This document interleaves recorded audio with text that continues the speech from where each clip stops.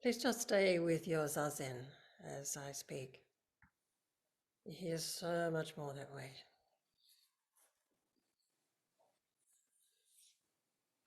And I want to begin by acknowledging the place where I am, the place where we are. It's a beautiful thing to walk across in the rain to this dojo and find myself on Kunanye, in the dojo on the flank of Kunanye, a mountain that does not have a capital letter in its name. That ancient, that complete. So I do invite us all to consider where we sit and to acknowledge, wherever that might be, the country, the sense of country that is so Australian, luckily. A sense of the human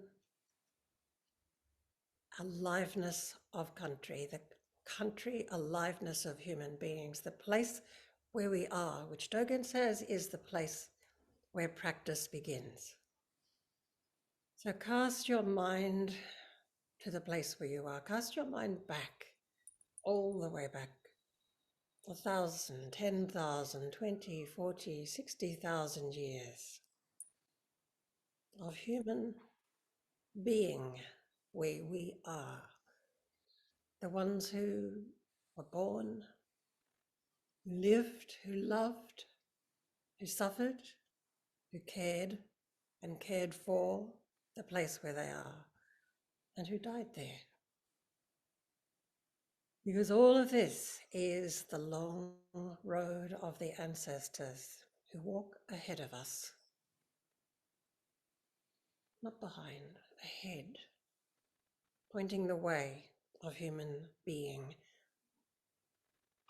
There are actually 3 people here who are from other continents altogether: New Zealand, America, and Europe. In every case, though, it's country that has made us human. So please give a bow in your heart to the place where you are, the country where you sit. I give my bow to Yuan country, Jerinja clan, Yuan country.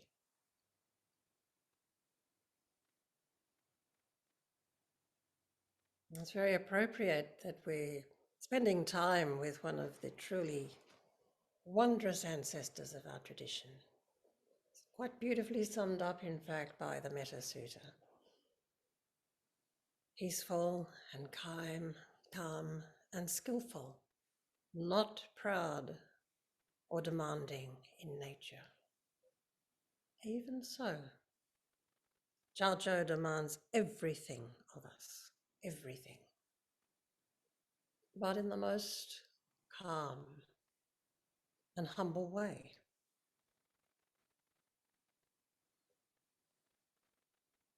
And I want to situate ourselves in terms of time at the moment. I don't know if you've seen Venus lately. At least in Australia, Venus has been hanging low in the western sky. Brilliant, around 10 o'clock at night. Brilliant sister Earth, Venus, also known as the morning star that woke up the Buddha. And we are about 2 weeks off from Rahatsu, the traditional date of acknowledging that brilliant illumination of the mind of the Buddha. When he glanced up under the Bodhi tree, the star was low enough under those heavy leaves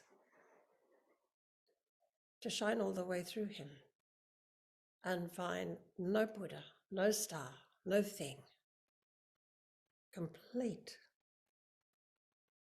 and empty and human and vast and mortal at once. And it is, of course, the full moon right now. Blood moon, in fact, last night, although the rain here made sure we didn't get to see it. But a remarkable blood moon, apparently. The longest eclipse for 800 years last night. I love the fact that the moon, from time to time, is blood red, like us.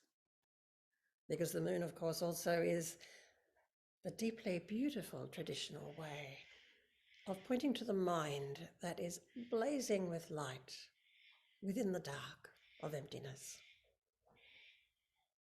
The light that can be looked into. We can't stare into the sun, but we can completely go moonbathing anytime. Even when the clouds are completely covering the moon is blazing. So the full moon in Zen terms is speaking about bodhicitta, the heart mind awake, the enlightenment mind. Literally translates as enlightenment mind. This is the mind and heart turned towards completeness. And as I said, it's always shining. When it is obscured, well, that's all our own work. And the work of practice, the play of practice, the dance of practice, is letting that grow unobscure and to become transparent to that it shines right through us, just as we are. So, we promised to invite Jojo here this morning. And actually, I'd like to dedicate the whole morning of practice to my dear teacher, John Tarrant.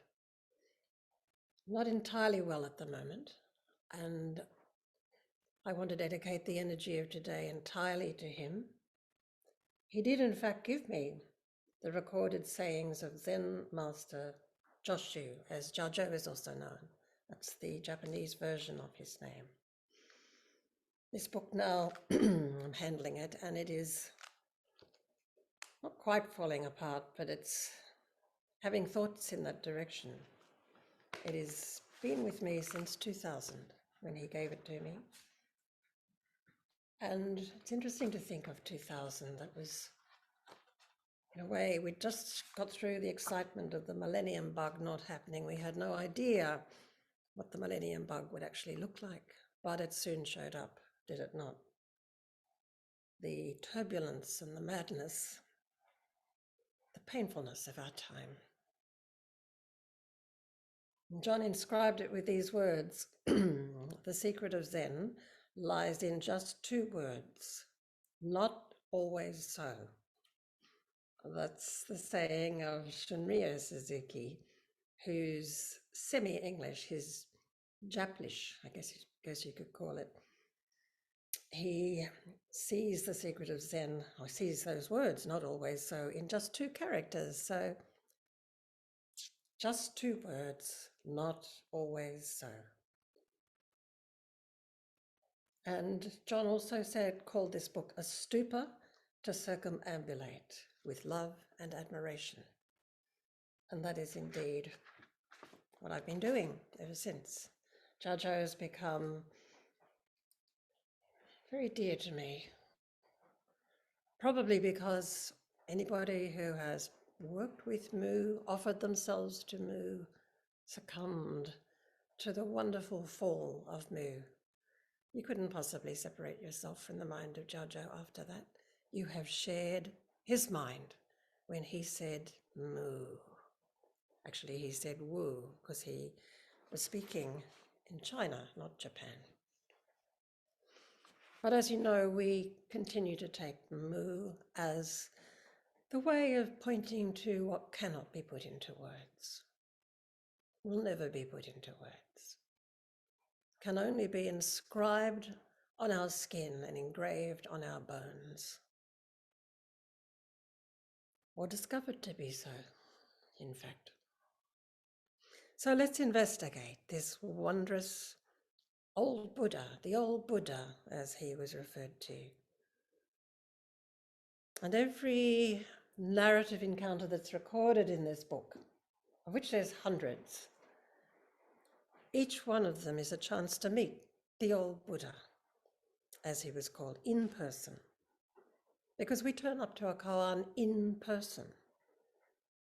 It, it clarifies us in person. It's deeply personal. It is intimate, beyond qualification. And this is our chance to see how his turning words can turn in us and can turn our sense of turbulence into something rich, possible, opportunity even. And as I said in the introductory words about this, he will help us settle down in every one of these encounters into this very place where we are, and letting the most ordinary kind of naturalness carry us, the deepest naturalness, our self-nature, carry us, and give the infinite life within us the chance to take over. So Chacho was living in the Tang Dynasty, China. This is the dynasty that succeeded a short-lived Sui dynasty, and it developed a power after a while with a lot of fits and starts. It developed a strong form of government and administration, an empire, in fact, within the lands of China, that in turn stimulated a great flowering, cultural, artistic, and spiritual flowering. Some people have said it, at that time it was the most advanced society on the planet, by far. At that time, the years 618 to 907 approximately, consider Europe in that time. What an extraordinary, luminous mess was Europe. But of course, that broke into China as well. There was feudal warring, especially in the time of Zhao. It was a turbulent time, despite what I've said about its coherence as a state at that time. So the two figures that commence the richness of Chan, Zen in China, as we have come to know it, were Matsu and Shitao, both in the earlier period of the 8th century, 709, 700 they were born. And you could say that out of their presence and the people who encountered them flowered the most intensely alive tradition of practice. It was also, that period, a time, Matsu's time, Shitao's time, at the very same time, an incredibly turbulent time. Some of you will have heard about the An Lushan rebellion, which is in the mid-century, mid-8th century, for a total of about 8 years, I think. This was the time where it's estimated that between 13 and 18 million people lost their lives, completely cutting the fabric of society for a period. Generational threads were cut. It was one of the deadliest wars in history. And it's out of this period that Matsu and Shitao became open to the most immediate transforming energy of awakening, offering it to meet the crisis, finding a way for the mind in crisis to become fit to meet crisis. And that's really what our path, at its deepest level, is offering. So Zhao was born just after that period, 778, and he died in 897. And if you do the maths, you'll see that he lived 120 years by Chinese counting, because in China you are one the day you were born. So he lived 119 years by our reckoning. ridiculous to quibble, I think 119, 120 years. We stand before that in awe. So he was born into the aftermath of that very violent time, right into the middle of the flowering time of Tang, Chan, mind and awakeness. So at the same time as Jiao were people living alongside him like Linji, Baizhang, Yangshan, Deishan. If you know the cases, if you've heard these names before, you know they are the really great alive ones. So Jiao became a monk at the age of 18, practicing with Nanchuan, who was in fact one of Matsu's most brilliant successors. And in time, Jiao received transmission from Nanchuan and then stayed with his teacher for the next 40 years. In fact, in one sense, he stayed 43 years because after Nanchuan died, Jiao stayed on to take care of all of the remembrance period for the next 3 years as well. After that, he went on pilgrimage for 20 years. So at this point, he was around 57 years of age. When Nanchuan died, he was 60 when he went on pilgrimage. And he said at that time, if I meet a 7-year-old child who sees more clearly than I will sit down with that child and study. If I meet a 100-year-old human being who can't quite see right where they are, I'll sit and work with that person. He also visited a lot of the great teachers of that time. But he ended up at the age of 80, finally being encouraged to settle down. And he chose a dilapidated, very, very kind of improvised temple in the north of China, a place of poor countryside and severe cold in winter. And so this was in the province of Chao. Jiao actually literally means province of Jiao. People were named, great teachers were named after the place where they are. Does that tell us something about country? And if you hear the name Shan as part of their name, that's the nearby mountain, named after the mountain. So anyone arising as a teacher in this place, Kunanyi, will have to be called such and such Kunanyi. I look forward to that.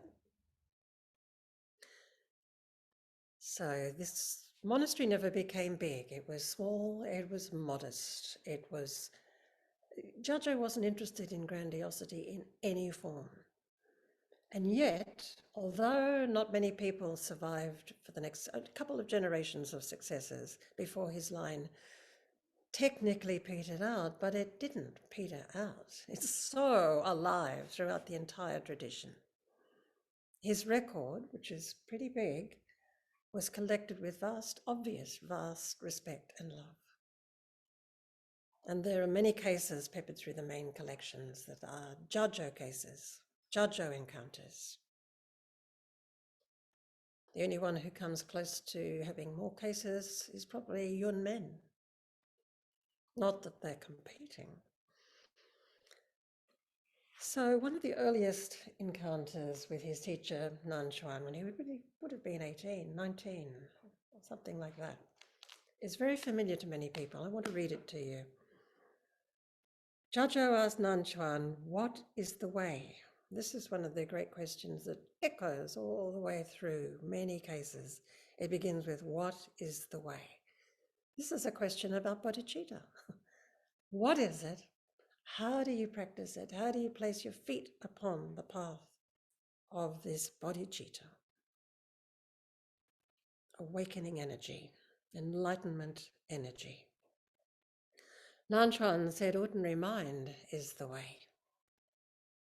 And Jiao, interestingly, didn't question ordinary mind, a hallmark, I think, of his modesty and immediacy of mind.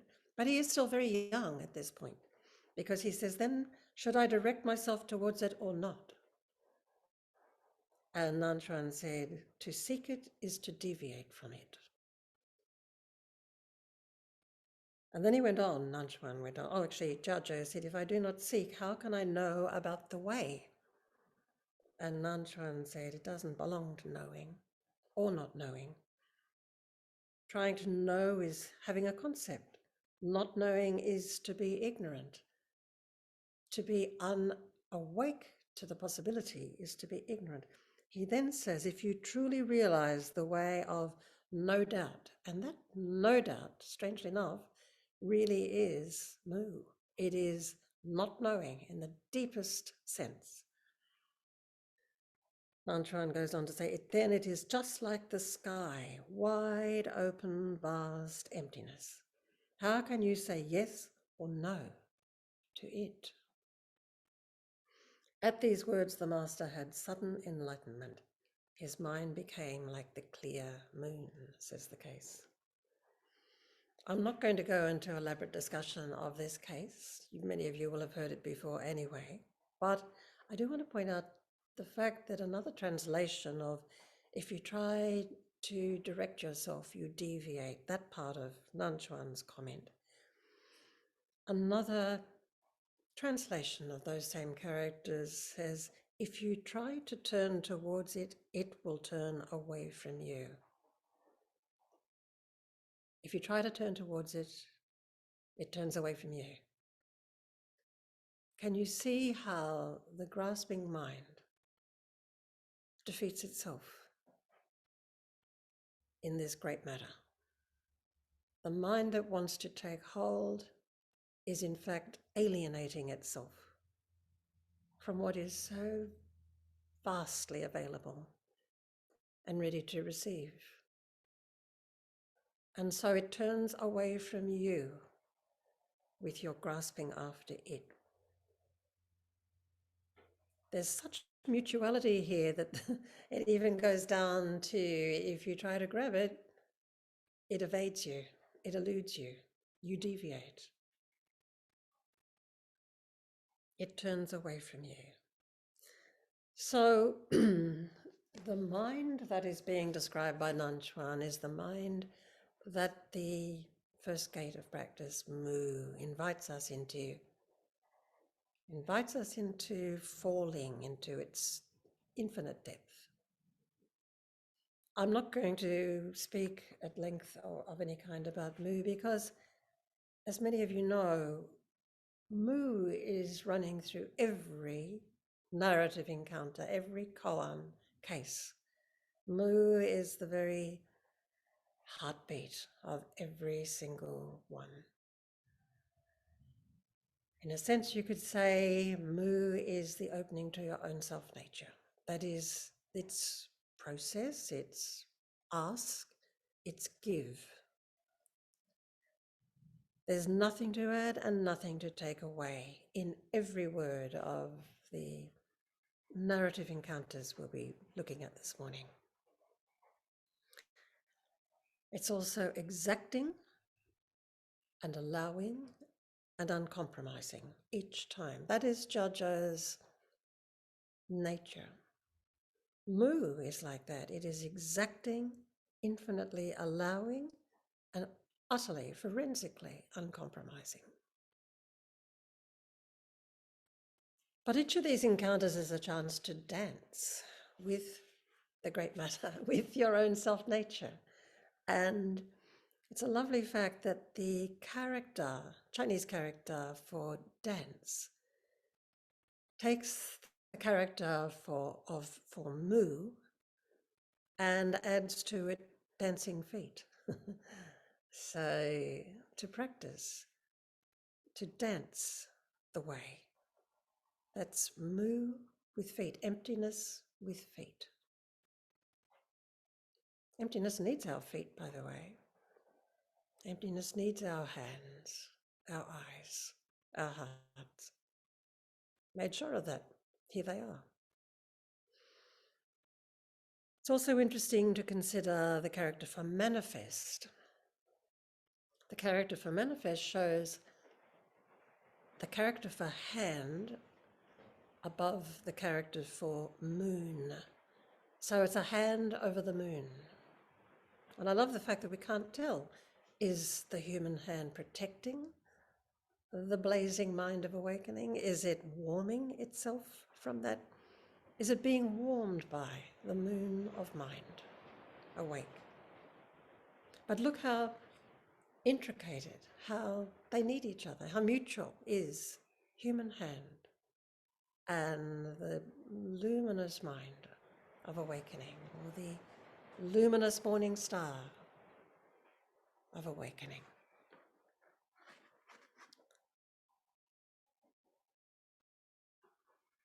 So just a couple of cases to warm our way up to where we throw this all open. Here's a case that I'll give you the classical numbers from these cases. Number 17 in the record of Jajo. A monk asked, the Dharma is not a special Dharma. What is the Dharma? Jajo's response, nothing outside, nothing inside or outside. Now it's beautiful that that monk was already skilled enough to know that there's no artificial work to put upon this simple, great natural matter. So that's why he said the Dharma is not a special Dharma. Then he wants to know then, what is this not special Dharma that is everywhere that can be? And Jajo's nothing outside, nothing inside or outside.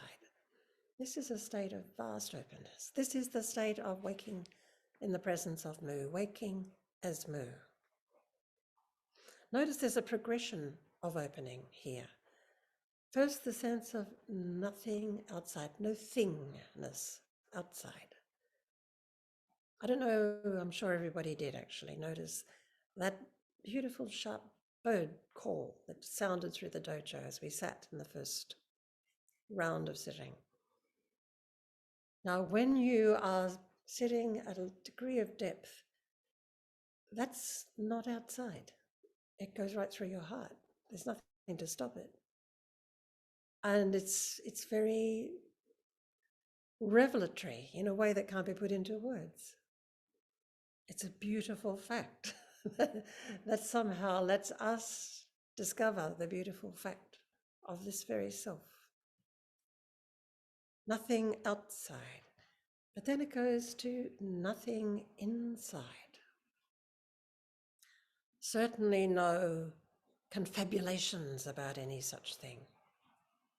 There's a nothing, there's a no thing, an empty-handedness that receives the wonderful fact of no thing, no separate thing outside, and no separate receiving thing called inside either.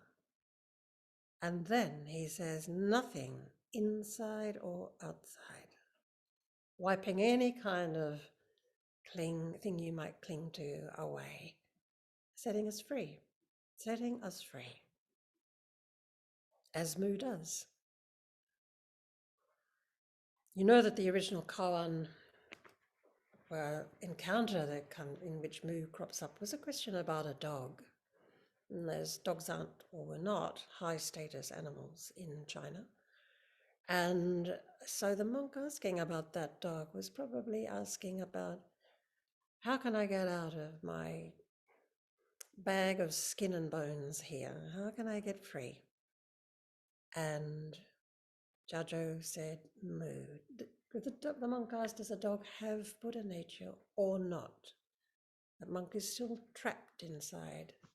Yes or no? Good or bad? Me or not me? The very word or is like a red flag word. You see, if it goes up in your speech or if you hear it go up in a case, look closely at how the very word awe sets up an outside and inside. So anyway, there was possibly a dog that was in reach or had left a reminder of her presence in the next case, which is number 69, where a monk asked, "What is that which is spiritual?" This is a different kind of monk to the monk who said, "The Dharma is not a special Dharma." This monk is definitely on the path of something very, very good that is apparently not already very, very on offer. So the monk asked, "What is that which is spiritual?" Jarjo said, "A puddle of piss in the pure land." Now it's possible there was a little remnant of dog piss in front of them where they spoke. Who knows? But it's a beautiful offer, a puddle of piss in the pure land. The monk said, "I ask you to reveal it to me." Jarjo said, "Don't tempt me." But we laugh, but ask yourself the serious question, what would have happened? What would have been lost, put aside, in a way, denied that monk if Jarjo had been tempted to so-called reveal it to him, to put it into explanatory terms, to set it out like a butterfly pinned to a board? No. "Don't tempt me," says Jarjo, and it works on both levels, does it not? It works on every level. That's the thing about Jarjo's responses. So a puddle of piss in the pure land. Could that be the very question? What is that which is spiritual? See how he meets the monk, moment by moment. "I ask you to reveal it to me. Don't tempt me." I'm just asking you here to enjoy the incredible skill of Jarjo, which is not skillful. He's not being skillful. It's the skill of the clarity of his own heart. And in terms of bodhicitta, there's many questions. We've already encountered one, Jarjo himself asking, "What is the way?" And that's way with a W, capital W, of course. These are questions about bodhicitta each time, this energy of awakening. One time, Nanchuan replied to another monk, "Ordinary mind is the way," in answer to that question. Another teacher, Jiming, was asked that question, "What is the way?" And he said, "Though stepped upon, it does not anger," which is itself a wonderful case about anger being with anger and not angering. In the case of Jarjo, in another case, he was asked, "What is the way?" And he replied, "You are too kind." And I find this a particularly beautiful response. You are too kind. Just look at that. Just look at the way the path, the practice, the whole cosmos, he sums it up as, "You're too kind." How intimate that is. You. When people hear Indigenous mind, Indigenous people speak of country, it is you that's addressed. Country is addressed as you. I'm just letting this carry across, you are too kind. Look how big that you is, how intimate and big it is. It is the path, it is the way, it is the practice. It's also the entire earth and cosmos. And he calls that, "You are too kind." It's almost a sense of saying, I am indebted. I can never requite that which will never stop requiting me. I will never stop requiting it, though I will never be able to requite it fully. That's the sense here of too kind. I can't apologize enough. That's the sense of arigato in Japanese. I cannot apologize enough. It's a way of saying thank you, which means I am indebted. You're too kind. So there's a deep reaching kindness in those words, the kindness of the way itself. And the way itself is also tough. It is appropriately demanding. It does ask everything of us. It asks us, in a graduated way, everything of us. We have to go on requiting. It asks us to learn how to give ourselves. That's the requiting. It teaches gratitude in the act of giving yourself away. Gratitude and healing, which is love in the end, and impossible to separate gratitude from healing. You are too kind. The way is endlessly healing our dream of separateness. Thank you very much is about the only way of summing up your desire to sit down and practice. It is an act of thank you. Thank you. It's a deep prayer of thank you. We can't tell this gratitude and healing apart. They come together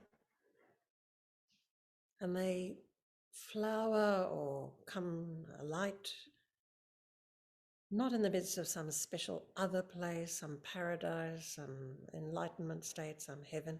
It opens here, where we are, with rain on the roof and faces in the light of this screen, and nowhere but here.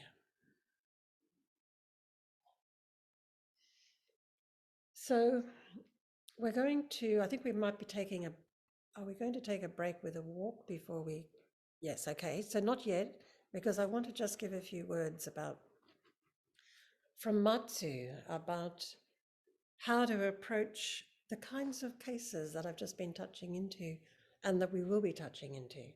Matsu said, remember, Matsu was the teacher of Nanchuan, who is the teacher of Jiaozhou.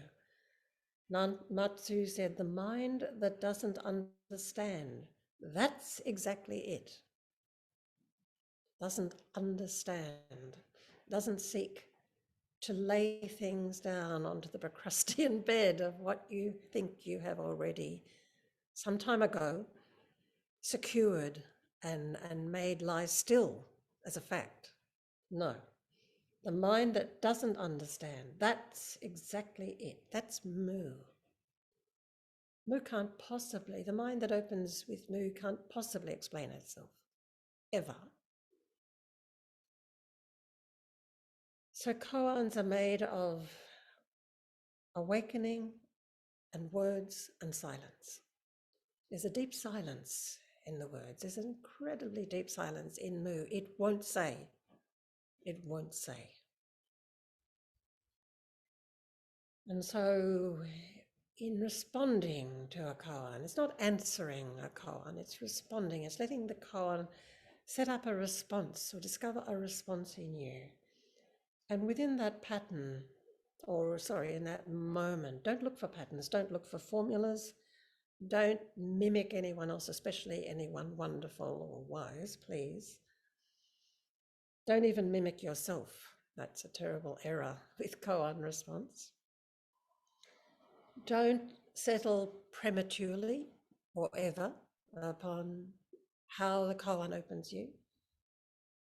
Never repeat your successes, so-called, with koans. And above all, don't be afraid. The mind of not knowing is fearless. It's wide open and fearless. Possibly a little trepidatious inside that fearlessness, but without that energy of the slightly exhilarating edge of not knowing and of taking the risk, the beautiful risk to not know. That's where the way opens. So let's have another walk. Kinhin. and then we'll come back and encounter Judjo as much as you'll let him.